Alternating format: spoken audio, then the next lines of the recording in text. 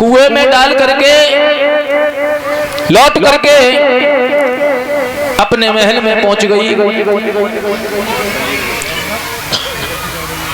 जब महल में पहुंची इधर देवयानी कुएं में पड़ी रो रही है। उसी मार्ग से महाराज याति का आगमन हुआ। घोड़े की टापों की खटखटाहट जब देवयानी के कानों में पड़ी तो आवाज लगाई है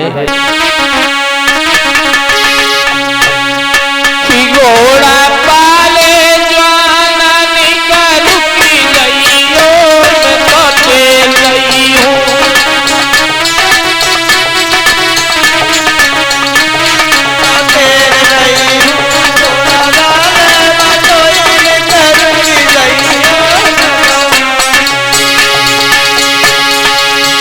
घोड़ा पाले जाना निकल की गईयो मैं तो तेल गई हूँ।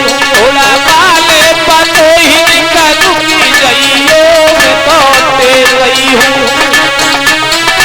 आनंद कर की गईयो मैं तो तेल गई हूँ। घोड़ा पाले पतो ही निकल की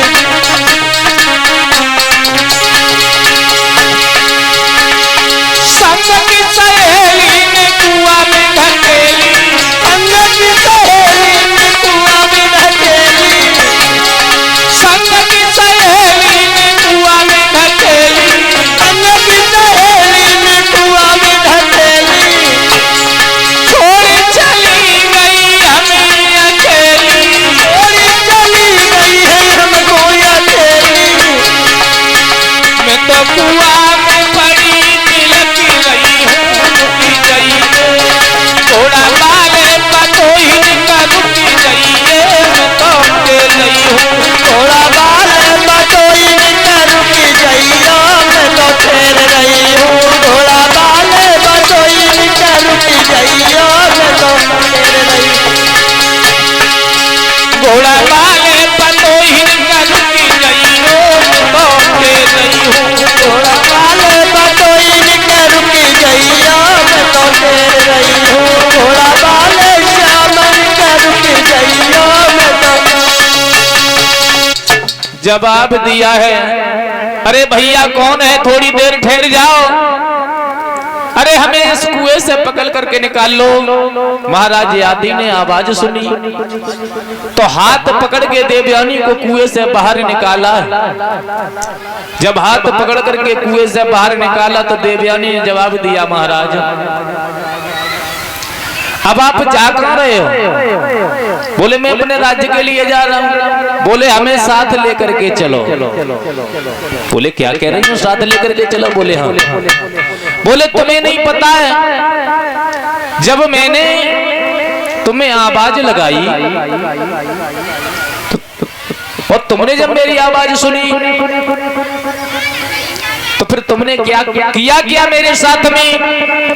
महाराज याति कहने लगे क्या किया। बोले सुनो कि मैं कुआं में पड़ी सिसक रही थी। तुमने खींचो पकड़ी कलाई है। मेरा हाथ पकड़ के मत छोड़ो मोए दुल्हन ले बनाई है।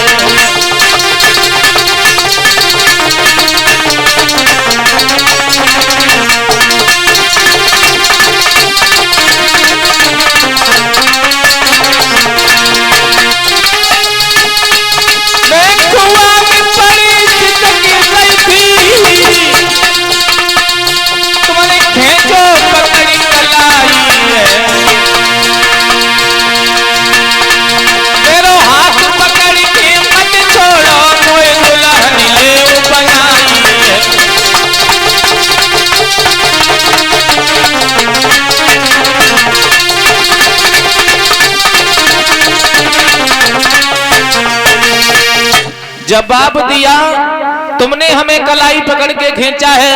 और जब भी कोई लड़की किसी को कलाई पकड़ाती है तो एक ही बार पकड़ाती है महाराज। अब तुम हमारे पति हो गए, हमारे साथ में विवाह करो, हमें अपने साथ लेकर के चलो। महाराज याति कहने लगे तुम एक ब्राह्मण की लड़की हो और मैं एक क्षत्रिय हूं, मेरा तुम्हारा विवाह नहीं हो सकता, मैं तुम्हारे साथ शादी नहीं कर सकता। छोड़ करके महाराज याति चले हैं। देवयानी कहने लगी महाराज जा तो रहे कि बाएं छुड़ाई जात हो निवल जान की मोई, और दिल से जब कड़ी जाओगे तो मर्द कहूंगी तो। महाराज जा तो रहे हो,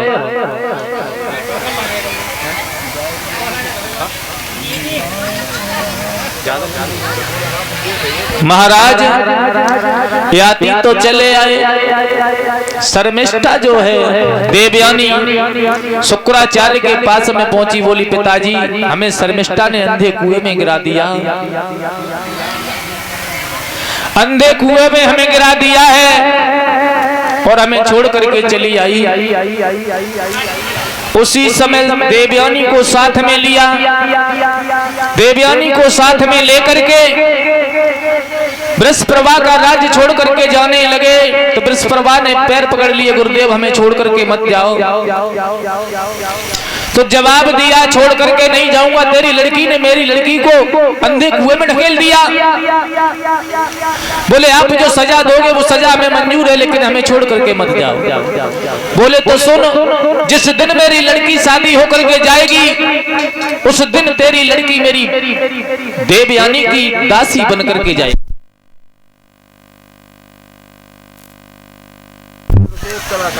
देवयानी की दासी बनकर के जाएगी।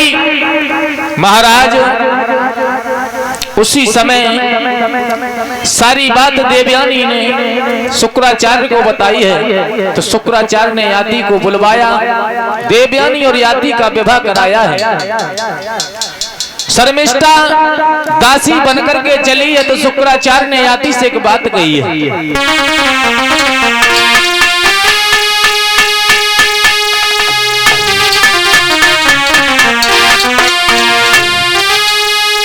शुक्र ने पिता के समय कही और राजा ने इस पर विश्वास न हो, मेरी बेटी संग प्रेम रखी हो, दासी संग भोग विलास न हो।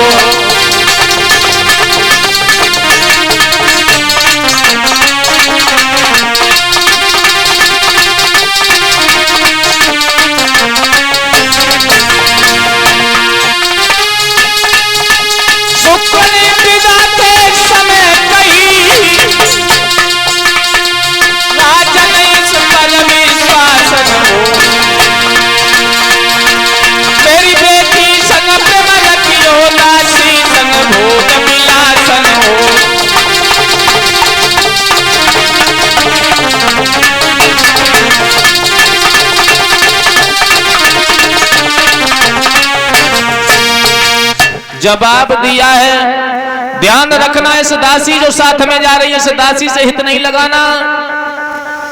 महाराज लेकर के चले हैं, काफी समय हो गया आंगन में रहते रहते। एक दिन महाराज याति विचरने के लिए जा रहे हैं, शर्मिष्ठा अपने अड्डे पर खड़ी है, इशारा करके बुलाया। तो जवाब दिया महाराज एक बात बताओ, शादी में जो दहेज मिलता है उस दहेज पर अधिकार किसका होता है? बोले दूल्हे का। तो बोले महाराज मैं किस में मिली हूँ? बोले दहेज में। तो मेरे ऊपर अधिकार किसका है? बोले हमारा। बोले फिर आप हमारे पास क्यों नहीं आते? महाराज शर्मिष्ठा के गर्भ से 3 पुत्रों ने जन्म लिया है, अनु, ध्रुव, पुरु, और 2 पुत्र देवयानी के गर्भ से हुए हैं, यदु और त्रिवसु। एक दिन महाराज याति विश्राम कर रहे हैं, देवयानी पैर दबा रही है, यदु त्रिवसु शोर मचा रहे हैं। महाराज यादी कहने लगे तेरे घर में दो बच्चे इतना शोर मचाते, बाकी घर में तो 3-3 बच्चे आए, एक कतई शोर ना हो। देवयानी कहने लगी क्या कहा महाराज? बोले कुछ नहीं। बोले अभी जो कह गए वो बात बताओ, किसके घर में 3 बच्चे? जवाब दिया शर्मिष्ठा की। उसी समय देवयानी ने शुक्राचार्य को जाकर के बताया तो श्राप दे दिया, जा तू वृद्ध हो जा। महाराज ययाति पर वृद्धापन आ गया। महाराज शुक्राचार्य से क्षमा मांगी है तो बताया अगर तुम्हारा कोई रिश्तेदार तुम्हें अपना यौवन दे दे और वृद्धापन वापस ले ले तो तुम्हारा ये रोग दूर हो सकता है। सब रिश्तेदारों से कहा, किसी ने अपना यौवन नहीं दिया। अंत में यदु ने अपना यौवन दिया है। इन्हीं यदु के 53वीं पीढ़ी पर भगवान कन्हैया का अवतार हुआ। इधर मथुरा में एक महाराज हुए हैं जिनका नाम है आहुत।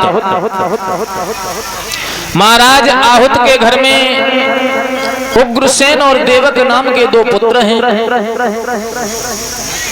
उग्रसेन के घर में